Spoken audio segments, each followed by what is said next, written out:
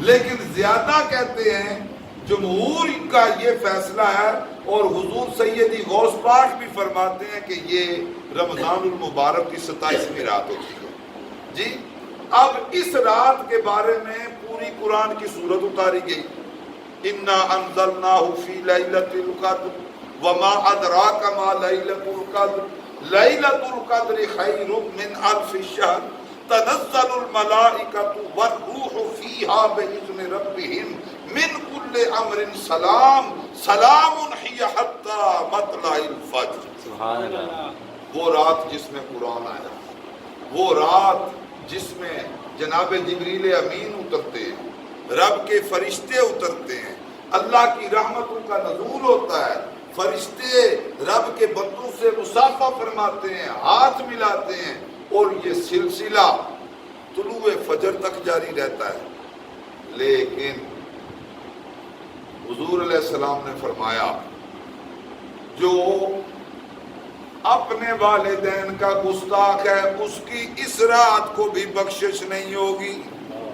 1000 مہینوں سے یہ بہتر ہے، لیکن جو اپنے والدین کا گستاخ ہے، والدین کا نافرمان ہے، اس رات کو نہیں بخشا جائے گا۔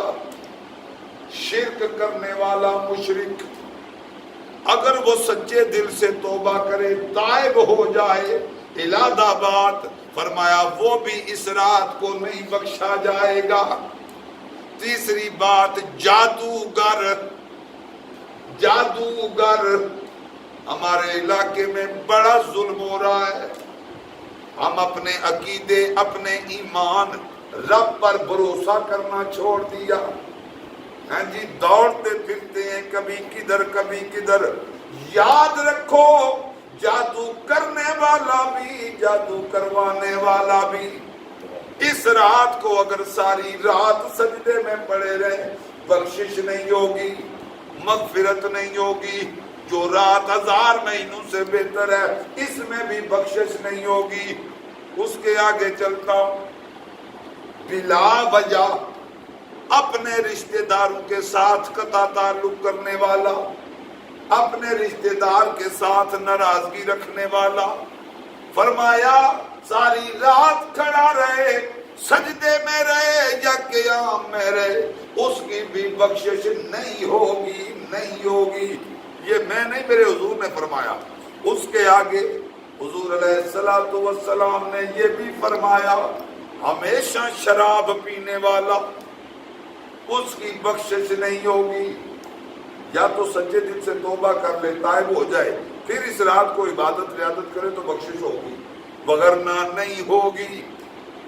اور اس کے آگے شراب کے بعد میرے صاحبو اس شخص کی بھی بخشش نہیں ہوتی جو بلا وجہ شراب پیتا ہے نہیں چھوڑتا، یا مشرک ہے شرک کرتا ہے، یا ہمیشہ خنزیر کا گوشت کھانے والا، فرمایا اس کی بھی بخشش اس رات کو نہیں ہوتی۔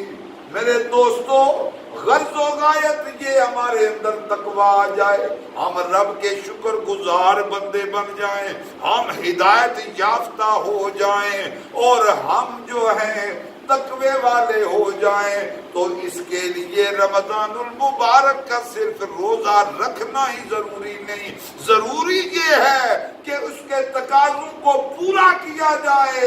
جو رمضان المبارک کے روزے رکھنے کی غرض و غایت ہے اس کو بھی پورا کیا جائے۔ اس لیے چہروں پہ داڑھیوں کو سجاؤ، نمازوں کی پابندی کرو، رزق حلال کھاؤ۔ اگر حرام کا لقمہ اندر ہے، ساری رات دعائیں مانگتے رہو، دعا قبول نہیں ہوتی، اس لیے کہ اس کے اندر جو حرام دسا ہوا ہے، اس کی رگوں میں جو خون دوڑ رہا ہے۔ کیوں کہ جب غذا بندہ کھاتا ہے یہ ہضم ہوتی ہے، اسی سے خون بنتا ہے۔ تو میرے صاحبوں ناراض نہ ہونا، پتہ نہیں اگلے رمضان کو میں دنیا میں ہوں گا یا کہ نہیں، پر میں بتا دوں حرامی کئی قسم کے ہوتے ہیں۔ صرف وہی حرامی نہیں ہوتا جس کا باپ کوئی اور ہو، سمجھ آ رہی ہے نا؟ وہ بھی اس کی رگوں میں بھی حرام کا خون ہوتا ہے جو حرام خور ہوتا ہے۔ پھر ایک بڑا سوکھا کام چلا ہوا ہے کہ موبائل پہ جناب بس جی یہ شب برات آنے والی ہے، میرے دوست احباب صاحب مجھے معاف کر دیں، ایسے بات نہیں بنتی۔ اگر کسی کا حق کھایا ہے وہ ادا کر کے معافی مانگ، اگر کسی کا دل دکھایا ہے اس کے پاس جا کے اس کی منت کر کے معافی مانگ، اگر کسی کا نقصان کیا ہے وہ نقصان پورا کر کے معافی مانگ، اگر کسی کی غیبت کی ہے وہ بھی جا کر کے اسے بتا اور اس سے معافی مانگ، جب وہ معاف کرے گا تو پھر بات بنے گی۔